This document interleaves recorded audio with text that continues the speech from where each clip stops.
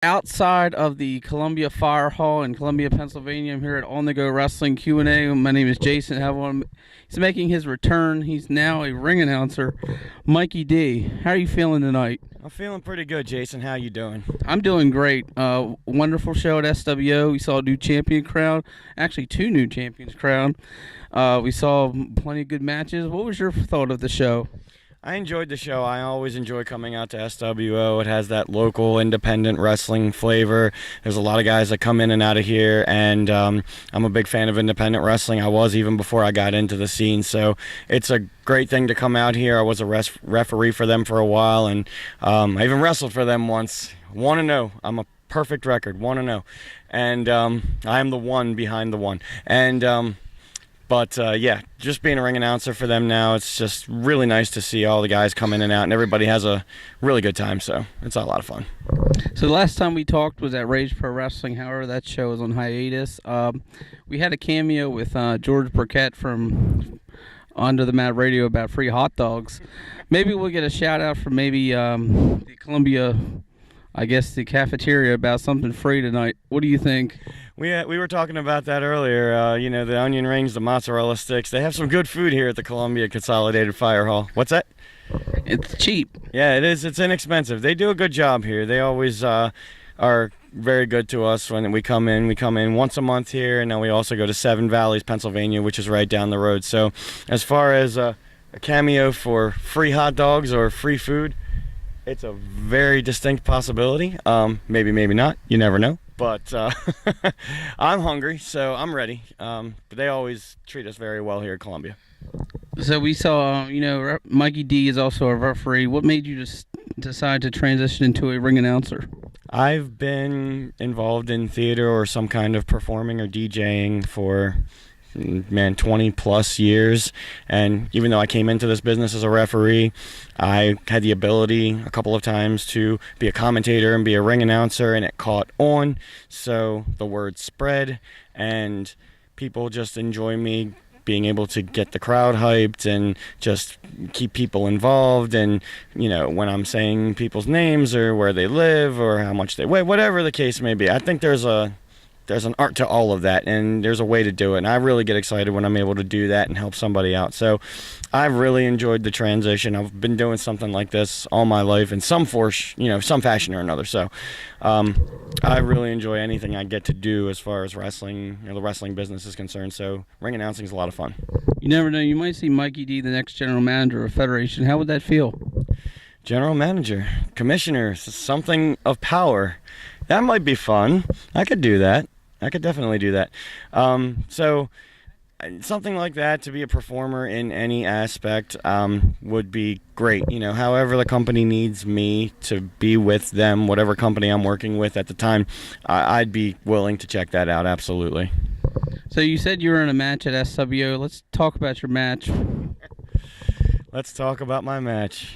December 27th, 2014. Not that I know exactly when this happened, but Dominic Monroe, who is an SWO mainstay for a long time, he became very deranged and very psycho and just started going off the rails. And as a referee, he was messing with me. As a ring announcer, he was messing with me. So I decided that I wasn't going to take it anymore, and I said, I'm challenging you to a fight.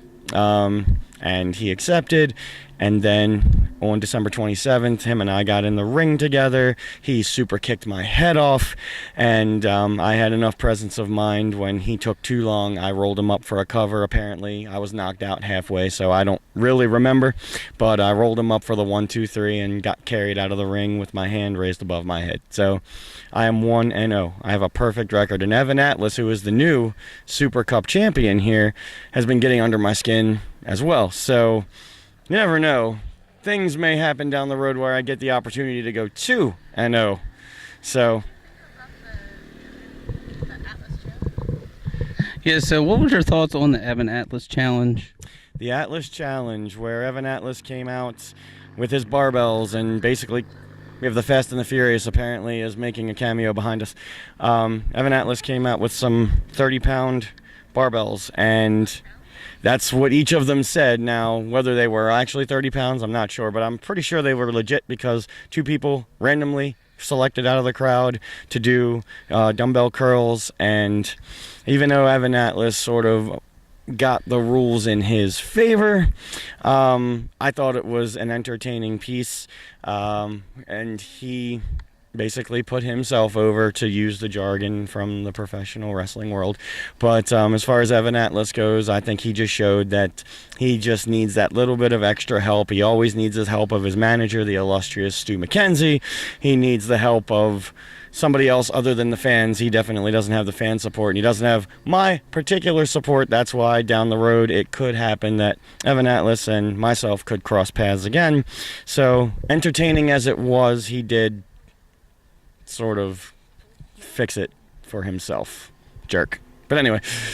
We've always seen a good side of Mikey D, but would we ever see a bad side of Mikey D, or? Oh, so again, the wrestling jargon, would I ever turn heel is what you're saying, Jason? Yes. Oh, Fast and the Furious again. Here they come. Would I? God, that was sort of the medium paced and the Furious. Okay. You never know. It depends on who gets me on what side on what day. I've been always engaged with the fans. I've always been engaged with, everybody who I've worked with, and except for Dominic Monroe, who brought out that side of me. We've got company here. Is that the perfect posse, apparently, or was that what that is? That's the perfect posse. Okay. But again, that might make me turn heel, interrupting me during the interview. You know what? Sorry. No, I enjoy, like I said, any part that I get to play as far as, any wrestling organization goes. But if I'm pushed too far, I might snap. And when I do, that might be entertaining for others to watch. So, maybe. So I know this wasn't I know it's not wrestling related, but let's talk about, you went to WrestleMania. Yeah. Let's talk about your WrestleMania experience. That is wrestling related, actually. Not indie wrestling related, but loved it. I've been a fan of professional wrestling all my life, and had a great time going out to California, and I got involved in all the events. I got involved in NXT, I got involved in the Hall of Fame, got involved in WrestleMania, Monday Night Raw, the Access sessions. Just had a great time. Had the opportunity to take a vacation several times a year, but that's my big vacation. Wherever WrestleMania is, I plan to go from now on. And anybody who wants to join me next year, WrestleMania 32, or WrestleMania Star and Longhorns, whatever they're calling it now, because Vince is getting rid of the numbers. Sorry, Vince. Dallas, Texas, April 3rd, I believe it is. I'm trying to put them over now. See that? I'm trying to put everybody over. But yeah, I love my WrestleMania experience. I love just traveling out there and getting mixed up in all of that stuff. A lot of fun. You never know, Mr. On the Go Wrestling might be at WrestleMania next year. But let's talk about your highlight. What's like the toughest part of being a ring announcer? What's the pros and cons? You never know what's going to happen. You can have the general idea of what's going to happen. Okay, this match is first, second, third, but as you can see from tonight, the co-owner or commissioner or general manager or whomever can get involved. Plans can change, things can change, people can show up, more people can show up. So the most challenging thing, I think, is to just stay on my toes. Same thing as a referee. I think I mentioned this with last time. You never know what could happen in the ring, so you always just got to pay attention, got to keep up, and I think that's challenging, just always having the knowledge of knowing or not knowing what's going to happen next. So it's tough, but I love it. So what's your upcoming schedule of shows? Let's see. Next weekend, April 25th, I'll be at Tall Cedars Hall in Parkville, Maryland for EWA Anarchy in April, where we actually have a 4-way ladder match for the vacant EWA Championship. I'll be ring announcing there. That's pretty cool. Then on May 2nd, at Liberty High School in Eldersburg, Maryland, it's going to be Chaos in Carroll County 3. Adrenaline Championship Wrestling is teaming up with Big Time Wrestling, and that is going to be a fantastic show. We've got Kurt Angle, we've got Mr. Anderson, we've got Mickey James, we've got Scotty Too Hottie, plus all of the biggest ACW superstars, including a match for the Heavyweight Championship, which is Sickened formerly known as Skull, if you don't know who Sickened is, against Louis G. Rich, who is the new 2015 King of Maryland for ACW. And the special guest enforcer for that match will be Kurt Angle, and that's going to be fantastic. And then coming up after that, ACW has another show on May 23rd. SWO comes back to Columbia on June the 6th, and so on and so forth. But your next question, which will probably lead me into this, you can find me on Facebook at Mikey D or Michael Dels, D-E-L-S-S, which is my actual name, or you can find me on Twitter at Referee Mikey D, because it's still Referee Mikey D, because you never know when I could pull that out. So then you can follow me, and I'll be promoting every single organization I work with. I try to stay neutral with a lot of different things because I like to work with everybody. So, and I like that people like what I do. So it's really cool to get out there. You can follow me on Facebook.com/QA Wrestling. My new page, Heavy J's Real Picks, is Facebook.com/HJR Picks. YouTube, just search the Indie Wrestling Fan. My movie reviews will be under my Indie Wrestling Fan page. Is there any YouTube pages you would like to promote?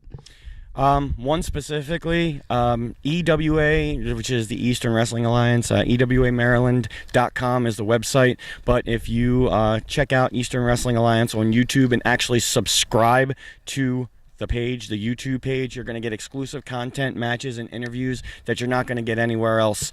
That ladder match and the vacancy for the EWA Championship was first announced there, and then it filtered over into Facebook and Twitter.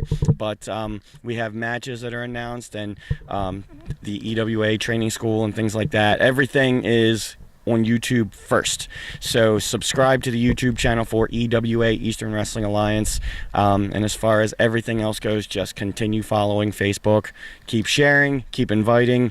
It's independent wrestling, depends on the fans. So stick with it, follow it, share it, make it happen. Once again, this is On The Go Wrestling. Jason Hevell. I'd like to thank Mikey D for his time once again. Pleasure. Always, if you would ever come back, you're always welcome. Thank you. Remember, I'm always on the go with independent pro wrestling. So I think my next guest is going to be Miss Rizzo. So let's get this show on the road, and thank you for your time once again. No problem. And I'm signing out. Free hot dogs. Free hot dogs.